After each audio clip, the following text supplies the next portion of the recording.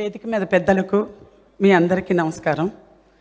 Telugu cinema ఖ్యాతి ప్రపంచవ్యాప్తికి తెలియజేసిన మహానుభావుడు తెలుగు దిగ్దర్శకుడు శ్రీ కాశీనాథుని విశ్వనాథ్ గారు.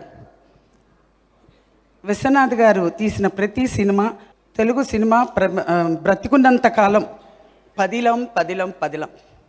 అంత గొప్ప దర్శకుని దర్శకత్వంలో స్వర్ణకమలం, సూత్రధారులు, చిన్న అబ్బాయి, శుభ సంకల్పం సినిమాకాశం రావడం ఒక కళాకారిణిగా నా పూర్వజన్మ సుకృతంగా భావిస్తున్నాను. నేను కేవలం విశ్వనాథ్ గారి గురించి ఇంత మనసులోంచి మాట్లాడుతున్నాను.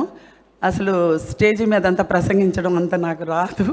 ఏమంటే మాకు డైలాగులు ఇస్తే ఆ డైలాగులు ఆయన చెప్పి చేయించడమే తప్ప మాకు ముందు రోజుల్లో ఇలాగా మాట్లాడనిచ్చేవాళ్ళు కాదు. శ్రీలక్ష్మి స్టేజీ మీద మాట్లాడుతున్నావు, అబ్బో అమ్మో అంటారనమాట. అంటే మాకు మామూలుగా డైలాగులు ఇస్తే అది కరెక్ట్గా చేస్తేనే, ప్రొనౌన్స్ చేస్తేనే చాలు అనేలాగా మా ఇది ఉండేది.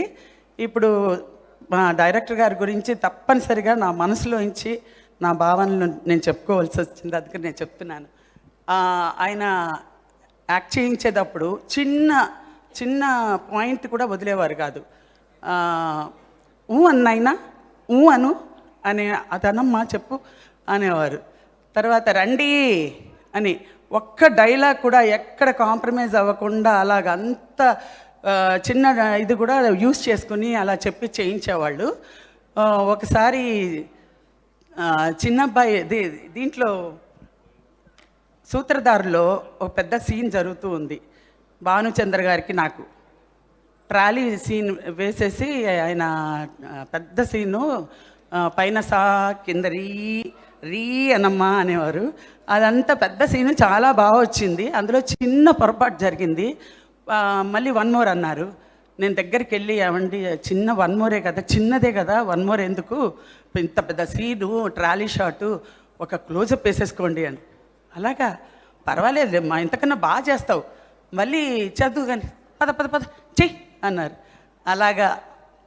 అలా చేయించి మమ్మల్ని తీర్చిదిద్ది ఇంత స్వర్ణకమలం అంటే అసలు మామూలుగా కాదు. నాకు పేరు వచ్చింది స్వర్ణకమలం, హారతులని వచ్చింది. అంత బాగా చేయించారు. అంత బాగా ఎంత మంచి డైరెక్టర్ ద్వారా నేను చేసినందుకు నేను చాలా అదృష్టంగా భావిస్తున్నానండి. ఈ అవకాశం కలిగించిన వేదిక మీద పెద్దల మీకు అందరికీ, టి సుబ్రహ్మరెడ్డి గారికి అందరికీ నా కృతజ్ఞతలు తెలుపుకుంటున్నాను. నమస్తే.